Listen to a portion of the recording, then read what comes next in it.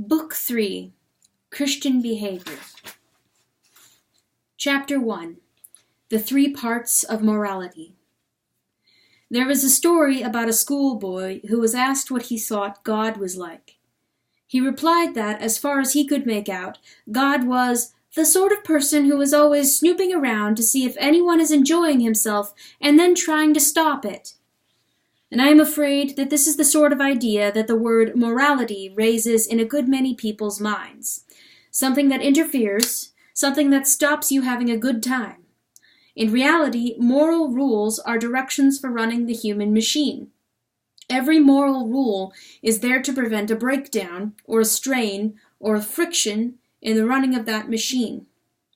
That is why these rules at first seem to be constantly interfering with our natural inclinations.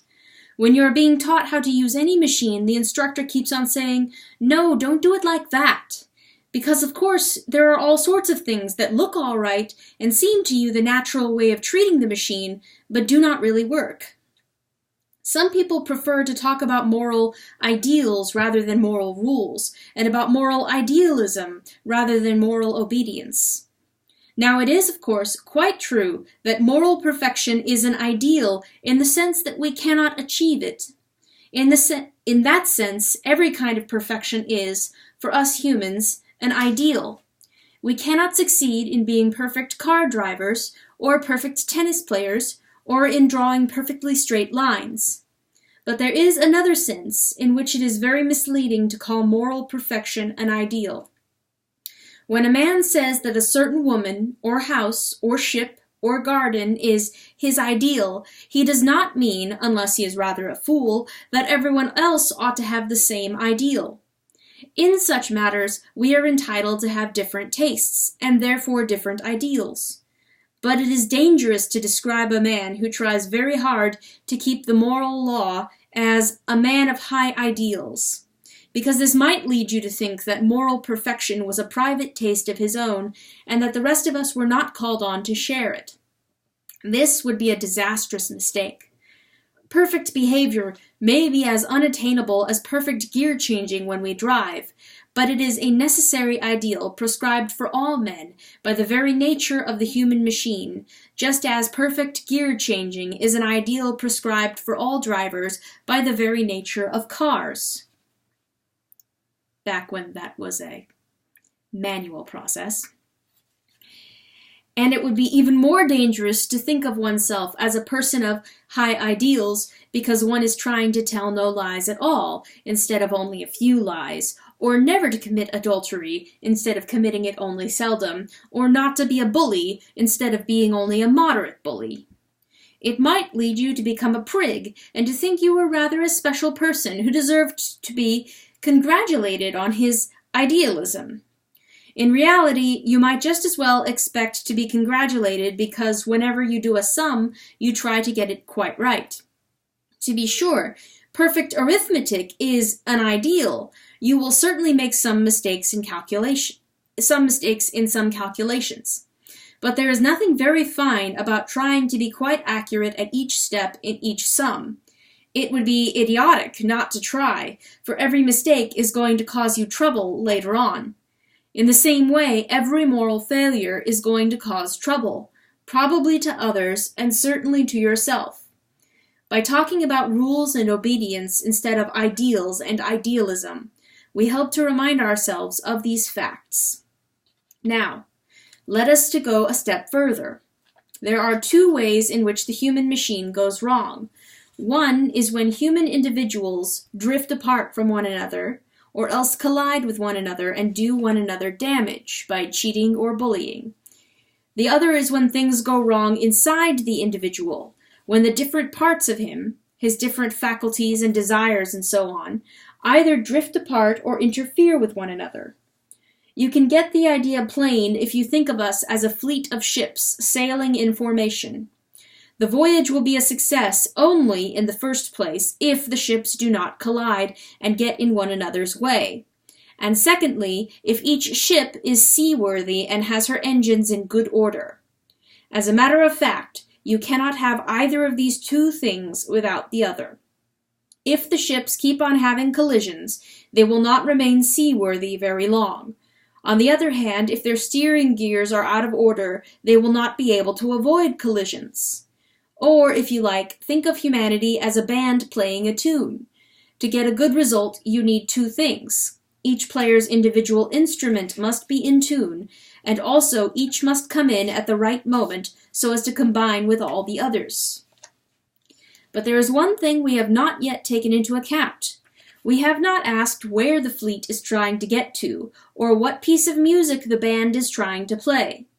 The instruments might be all in tune, and might all come in at the right moment, but even so, the performance would not be a success if they had not been engaged to provide dance music and actually played nothing but dead marches. And however well the fleet sailed, its voyage would be a failure if it were meant to reach New York and actually arrived at Calcutta. Morality, then, seems to be concerned with three things. Firstly, with fair play and harmony between individuals. Secondly, with what might be called tidying up, or harmonizing, the things inside each individual. Thirdly, with the general purpose of human life as a whole, what man was made for, what course the whole fleet ought to be on, what tune the conductor of the band wants it to play. You may have noticed that modern people are nearly always thinking about the first thing and forgetting the other two. When people say in the newspapers that we are striving for Christian moral standards, they usually mean we are striving for kindness and fair play between nations and classes and individuals. That is, they are thinking only of the first thing. When a man says about something he wants to do, it can't be wrong because it doesn't do anyone else any harm. He is thinking only of the first thing. He is thinking it does not matter what his ship is like inside, provided that he does not run it into the next ship. And it is quite natural when we start thinking about morality to begin with the first thing, with social relations. For one thing, the results of bad morality in that sphere are so obvious and press on us every day. War and poverty and graft and lies and shoddy work. And also, as long as you stick to the first thing, there is very little disagreement about morality. Almost all people at all times have agreed, in theory, that human beings ought to be honest and kind and helpful to one another. But though it is natural to begin with all that, if our thinking about morality stops there, we might just as well not have thought at all. Unless we go on to the second thing, the tidying up inside each human being, we are only deceiving ourselves. What is the good of telling the ships how to steer so as to avoid collisions, if, in fact, they are such crazy old tubs that they cannot be steered at all? What is the good of drawing up, on paper, rules for social behavior, if we know that, in fact, our greed, cowardice, ill temper, and self-conceit are going to prevent us from keeping them? I do not mean for a moment that we ought not to think, and think hard, about improvements in our social and economic system. What I do mean is that all that thinking will be mere moonshine unless we realize that nothing but the courage and unselfishness of individuals is ever going to make any system work properly. It is easy enough to remove the particular kinds of graft or bullying that go on under the present system. But as long as men are twisters or bullies, they will find some new way of carrying on the old game under the new system. You cannot make men good by law, and without good men, you cannot have a good society. That is why we must go on to think of the second thing, of morality inside the individual. But I do not think we can stop there either. We are now getting to the point at which different beliefs about the universe lead to different behavior. And it would seem at first sight very sensible to stop before we got there and just carry on with those parts of morality that all sensible people agree about. But can we? Remember that religion involves a series of statements about facts, which must be either true or false. If they are true, one set of conclusions will follow about the right sailing of the human fleet. If they are false, quite a different set. For example, Let us go back to the man who says that a thing cannot be wrong unless it hurts some other human being. He quite understands that he must not damage the other ships in the convoy, but he honestly thinks that what he does to his own ship is simply his own business. But does it not make a great difference whether his ship is his own property or not? Does it not make a great difference whether I am, so to speak, the landlord of my own mind and body, or only a tenant responsible to the real landlord? If somebody else made me for his own purposes, then I shall have a lot of duties which I should not have if I simply belonged to myself. Again, Christianity asserts that every individual human being is going to live forever, and this must be either true or false. Now there are a good many things which would not be worth bothering about if I were going to live only 70 years, but which I had better bother about very seriously if I am going to live forever. Perhaps my bad temper or my jealousy are gradually getting worse, so gradually that the increase in 70 years will not be very noticeable. But it might be absolute hell in 1,000,000 years.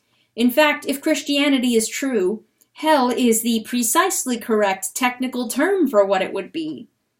And immortality makes this other difference, which, by the by, has a connection with the difference between totalitarianism and democracy. If individuals live only 70 years, then a state or a nation or a civilization, which may last for 1,000 years, is more important than an individual.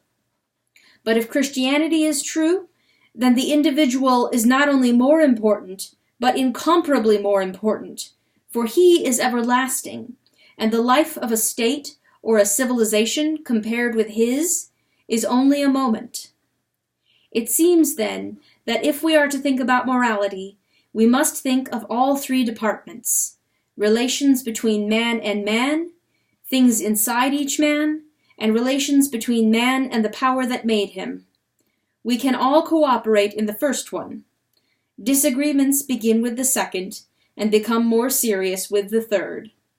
It is dealing with the third that the main difference between Christian and non-Christian morality come out. Differences.